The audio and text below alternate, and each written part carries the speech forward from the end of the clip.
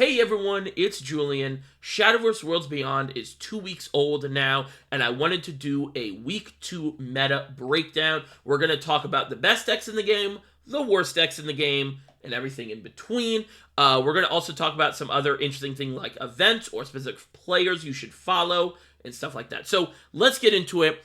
We're going to be talking about the S tier or tier 1, whatever you want to call it, but the highest of the high in this game right now. That's going to contain 3 decks, but 2 classes. First, we're going to talk about Portal, the class. An interesting event that happened a couple days ago. An old Shadowverse Pro Era 53 played another Pro Rika in a 1st to 10, and it was Artifact versus Puppets. And Artifact destroyed Puppets 10 to 2. So I wouldn't say that that necessarily means that Artifact is the better deck, but it definitely means that Artifact beats Puppets pretty handily. So I want to talk about those 2 lists. I'm going to link this stream in the description. It's a very interesting watch. A lot of these old Japanese professionals stream a lot on YouTube, and it's very fun to watch their streams and get ideas of different deck lists and how to play different decks. So I'm going to link this one in the description. I think he's playing Force now. This is Era 53. I think he's playing Force a little bit now since I checked yesterday. But yeah, so let's talk about the 2 lists that were played. This is Puppet. Very basic Puppet list. The 2 Liams is interesting. Originally, I was playing 3 Liams and the Cocytus. I kind of cut down the Cocytus to 3 Liams. Or cut down those 10 cost cards. Cut Cocytus and made it just 3 Liams. And then this list is only playing 2 Liams. I can kind of understand that, especially if the game is getting faster, which we'll kind of talk about with Roach coming in more into the format and more of its own. But, you know, just very standard Puppets. A lot of neutral cards in the early game here with the Bell Ringer, with the Ruby, with the Fildau, and the Apollo, stuff like that. But with this deck, you're very much trying to get to the end game with as many Evolve points as possible. I like this deck because it feels fairly consistent. You have a lot of draw power in the Yudi and the Sylvia and the Olivia. And it's more of a balanced deck where every card does a lot and has a lot of value, whereas Artifact, you do kind of need specific pieces at specific times. But I really like this deck. I enjoy this deck, but it does have some rough matchups. Obviously, it seems like Artifact destroys this deck, but it has some pretty good matchups too. So really like this. Of course, Portal is all about drawing Orcus, and this deck draws Orcus the most. And also makes Orcus powerful even after you used all your Evo points, which I really like. Orcus is really strong in this deck because you can hoard the enhanced puppets, and obviously, yes, you can double Super Evolve Orcus, and you're probably going to win games like that. You can also hold Orcus and hold a bunch of puppets and storm out that way without needing Evolve points. So really like that. Really like this deck. Mega Cavalier is another card that I've been trying out. I'm not too big of a fan of it. I think it's really good in Sword, or against Sword, and it's pretty good against Face Dragon, which is already a really rough matchup because you don't have a ton of removal for their Intimidate things. But yeah, worth a try if you have the pieces to make this. You only need 2 legendaries. So yeah, really like this card. Then we have Artifact. This is much more of a pure Artifact build, right? We have the Cannon. We have the Doomrite Resurgence. But yeah, this is just Artifacts. One of the more interesting decks to play. You have a lot of options every turn using the Artifact, stuff like that. And this is just the full Artifact package. And yeah, I'm not too big a fan of this deck just because it feels very reliant on drawing Alouette, but it is very, very strong. You have to hand it to Artifact Portal. Definitely give that live stream a watch if you are interested. It was like, wow, Puppets is really rough, right? And I think that's just because this pure Artifact build has way more late game. With the Ralmias, obviously with the Orcuses, and with the Omega, the Artifact Omega, and you just have a ton of different game plans and play styles you can play this deck with, obviously going full aggro with the damage artifacts, but you also just have a ton of control options with the AoE artifact and the heal artifact as well, so Very flexible deck. It'll be interesting to see if we get more support next set, how this deck's going to evolve, and it's very positioned well going into the meta, going into the future, and once people figure out, like, really how to play and, play this deck, right? So, really like that, and yeah, give this a shot if you have these cards, basically. Next, we're going to talk about Rune. Rune, of course, is sort of very, very, very strong right now. I think Rune is the strongest deck right now. Spell Boost Rune. It's frustrating too because it's a very high rolly deck. It is good just base value. And even if you don't high roll, it's still a good deck. But when it does high roll, it's like, oh my god, they got 2 Anagreas and 3. 3 is a lot of Flame Destroyers, but even just 2 Flame Destroyers, really hard to deal with some decks. It just kind of feels bad. But it is a very, very, very strong deck. It's pretty easy too. Pretty just not too intensive, especially compared to older spell boost decks, right? But this build, I'm going to show you 2 builds. This build I was playing a lot on stream the other day. This is with the Witch's Cauldron 1-drop Dirt or Earthright Amulet, which just adds extra draw, adds extra 1-cost cards to play, and also gives you some really interesting plays with the 3-cost Earthright card, where normally you're just using it for healing, but if you get enough Earthright, you can use it for the AoE, which helps a lot in the sword matchup, which is kind of a weird matchup already, because in general, I think Rune destroys that matchup on, like, if we take every game and combine it right, just because they have a way higher chance to high roll, and Sword cannot beat Rune's high roll, like, pretty much ever. But if you don't high roll, or if you really burk up early game, you can get aggroed down, so that's something to keep in mind. But the evolution of that, I think, in the build that I've been playing a lot off-stream, which I like, is this version with the Bell Ringers instead of that Earthright. Also playing the one of Radiant Rainbow, but I'm not playing that. I'm playing the 3 Williams. I like this build a lot. I like the Bell Ringer. It adds, obviously, extra draw, extra early game plays, but also some early game protection from some of those decks, like Sword, even Roach a little bit too, which kind of counters this deck. So really, I think Rune is very, very strong. I think it's the strongest deck in my opinion. And yeah, I think we're going to be seeing this for a really long time, especially if Set 2 comes out and supports Spell Boost even more, which it should, because they basically combine Mysteria and Spell Boost together. So yeah. So I would say that is like the tier 1, the S tier, right?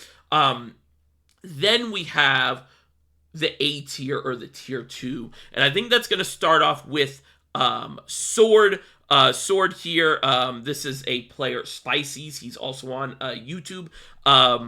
He is playing this sword list. This is very sort of a basic sword list now. Everything is very normal outside of 2 of the new additions. War Dog, he is a 3-drop 4/2 rush, and then on Enhanced 6, he summons 3 of them. I gotta say, I'm not too big a fan of the dog. I really like Lorala, and I feel like Lorala adds a lot of flexibility to the deck and a lot of really good early game board building, and helps curve into the Zirconia, one of the best cards in the deck right now. But a lot of people do like the dog, and I would definitely give it a try if you are interested in Sword. Don't take my opinion. A lot of people are playing the dog. I'm just not too big of a fan of it. I feel like it is fairly weak in what it does. And it's kind of like, it feels like sort of like we're playing into the opponent's deck rather than playing to our strengths as a Sword deck. But you should definitely give it a try. Don't listen to me, try the deck. Then we have not necessarily a new edition, but sort of going back to the Apollo. As Sword is rising in popularity and play rate, you need Apollo. In the mirror match. The mirror match is super cringe. It's a really, really annoying mirror match, very draw dependent. So having these sort of mirror breaker cards like Apollo and stuff like that are very strong. But the issue with Apollo for me is it's terrible in a lot of other matchups. but it's really good in the mirror match. So kind of got to balance it that way. But basically, all 35 other cards are just set, like normally, what you would see in sword builds. But yeah, really like this build. I guess you could also see, for me, I'm playing the fighter instead of filled out. I do think filled out is probably better. Yeah, like sword, like it a lot, but I think it has some weaknesses against the top tier decks, like artifact, like puppets sometimes too, and definitely spell boost. So not an amazing pick, but I would definitely say is third best class, at least, right? Because I think Portal has two very good decks. But sword, I think, is definitely the third best class. Then we move on to Forest. Forest is interesting. Is this showing up? Yeah, okay. The full deck is showing up. I am covering. They're playing 2 Arias and 3 Bales. So that is what I'm covering on the numbers wise. But Roach is really starting to see popularity. It's a very cheap deck, but it's very hard to play. A little high rolly. Don't tell anyone. To me, it's a little high rolly, but it's very good, especially when you do draw very well and you draw those Bales early. Roach counters a good amount of the higher tier decks right now, and is just a very kind of good deck that if you are looking for a sort of cheap deck that's has a learning curve, I would definitely give Roach a shot. You don't even necessarily really need Arya and Olivia, but they are strong, and they add stuff to the deck. The interesting thing here is the baby Carbuncle. Carbuncle's kind of just there. Obviously, it's like a fighter, but it also gives you more flexibility in the lethal turns with the bounce and with the restoring 3 play points on Supervolve. So really like that addition. It'll be interesting to see how Roach decks evolve, especially when we get the new cards. I'm really hoping that we can kind of get to a spot where it's more like a mid-range Forest deck than sort of an all-in on Roach deck. But definitely give this deck a shot if you are interested in that sort of combo play style. And yeah, Roach is pretty good right now. I would not be shocked if Roach ends up getting to that S tier once people figure out the list and figure out how to play it really well, and how to play it into the meta. But I think right now I'm comfortable putting it as 4th best sort of deck right now, just because it counters a couple decks pretty well, but it does need to draw well. So that is Forest. Then we have the last deck on this tier 2, A tier, whatever. Dragon, Aggro Dragon. The numbers I'm covering is 1 Olivia and 2 Kit, Lex Fang Kit. So this is a list that has had a nice win streak. Aggro Dragon is weird. It's very much very similar, but also very different from Roach in a lot of ways. It's similar in that it hard counters a couple decks, but it's different in that it's a pretty just play your guys out. Don't really, I don't want to say it's brain dead, but you don't really think it's just fast games, whatever. And it's a very, very draw dependent. But there's a lot of power cards in here. Obviously Forte. Obviously the fan of Odahime. A lot of people are talking about this card. I think a lot of people are kind of like overvaluing the fan of Odahime. I think it's a very good card. It's a very strong card. But I don't think it's like insane. But Forte is very strong. The Warrior of the Deep, the 8-cost bronze, is very strong too as a finisher. But yeah, I really like this deck. Another deck that I'm really interested to see where it goes from here. I think there still could be some innovation. I think Dragon is, to me, the most interesting class right now in terms of could there be something there that we haven't found yet. I'm thinking more of a balance of ramp and aggression. So it's like we're not doing like a control ramp deck where we're playing all of the late game stuff, but we're playing some ramp and some of just the high value cards like the Garyu and like stuff like the Burr Knight for some matchups and stuff like that. But yeah, I really like this deck. Give this a shot if you have the Fortes and Olivia. Pretty hard to make without Fortes at least. But Olivia, you could probably substitute with something else. But really, I like this deck. I like this deck, and I really want this deck to evolve and get better and take off kind of in terms of the deck design and deck building. So that is the A tier or tier 2, whatever you want to call it. Then we move on to sort of the bad stuff, right? So Haven and Abyss are definitely the 2 weakest class right now. Haven, I talked about this in one of my streams and in one of my videos, but I feel like the weakness with Haven right now is it has very low options to remove things outside of using Evolve points.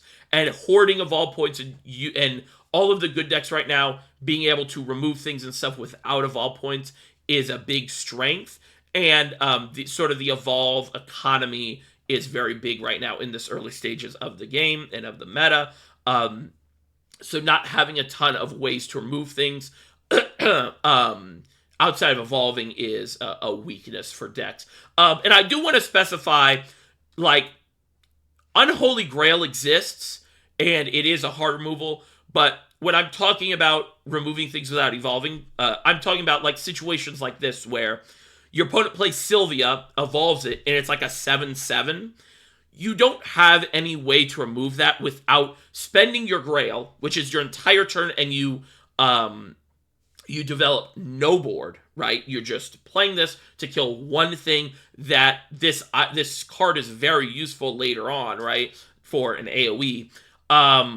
That's the only way to remove it, or you evolve. Or you have some combination of, like, crack Beast Call Arias, right? Which is, like, not going to happen. Or other things like using 2 cards, like the Dose of Holiness and stuff like that, right? A lot of other decks, like, think about Sword with Geno, and their 2-drop Bane Rusher, and obviously Artifact and Portal or Puppet have a ton of ways to do that, right? With their 4-cost hard removal, or their Medical Grade Assassin, stuff like that. So that's to me the weakness of Haven right now, and I hope that gets fixed soon, especially since it is a control-oriented class, with all of its, like, strong cards being control tools, right? But this is this is a list from Sakakibara. He is a One Piece player, but also a very old Shadowverse player. Very good. I'm going to link his Twitter as well if you are a Haven enjoyer, because he basically only plays Haven. So this is the most recent list of his. And yeah, so if you want an idea of a Haven deck to play, check this deck out. And then, of course, last but not least, we have Abyss. Abyss is interesting because when you play it, I don't know why my voice is going out. Sometimes when you play it, it's like, whoa, this deck feels pretty good. And then the pieces just start to fall apart. And then you kind of also start to see what your opponents are doing. And it's like, oh, okay, well, I see now. I think what Abyss needs is really good draw cards. I think if they literally put Demon Eater just straight up 2-drop 1/2, kill one of your things, draw 2 cards in the game right now, it would probably shoot up at least a tier. But you just have no good card draw in the deck right now. And you're also basically hard stuck in this Cerberus kind of OTK thing, where you basically the only way to win really is like doing 14 damage with Cerberus, right? Or 14 plus damage with Cerberus. And Cerberus is a very strong card, and I think like she'll see a lot of play in basically every Abyss deck. But everything else is just really weak. Like even you have to play like this Rage of Serpents, which is just I don't like this card at all. I mean, you have to play it, right? I mean, I'm not, you got to play it, but it's a really bad card. And there's just weird stuff in this deck, like Gravy is basically unevolvable because dealing 3 damage to yourself is really bad. And the only real card draw you have, you can see this guy's playing the Soul Predation, which is a really weak card in my opinion. But you also have the the Dark Soul Demon. Is that his name? The 5-drop 4/4 that deals 2 damage to you and then draws you 2 cards. So Blood Pact on a body. It's a great card, but we're in sort of a meta where it's like you can't really damage yourself. Like damaging yourself is really rough, and then you have to play these, in my opinion, awful cards like Ceres. I think Ceres is an awful card. But you have to play these cards to heal, because all of your stuff is dealing damage. I do like the Yuna. Yuna's pretty interesting in here too. And obviously, like Shadow has always had, its 2-drop selection is very strong. Abyss's 2-drop selection is very strong. You have the Mummy, you have the Orthrus, and you have the Mino. Those are very, very strong cards. But yeah, I don't know. We're looking for some more card draw and some better mid-game tools to really help us get to Cerberus. And we're also kind of looking for another, I guess, like goal to get to the end game that's not just trying to OTK with Cerberus. So those are the 2 things I'd be looking for in set 2. But I think for now, if you're not having success with Abyss, it's not you. It is the class. So but yeah, that is pretty much the meta. Like I said, we'll kind of recap. I think the S tier / tier 1 decks are Spellboost Rune, and then Portal or Puppet Portal and Artifact Portal. I think Artifact Portal is just a little bit higher because its ceiling is higher, but Puppet is more consistent. And then in that tier 2, we have Sword, we have Roach Forest, and we have Aggro Dragon.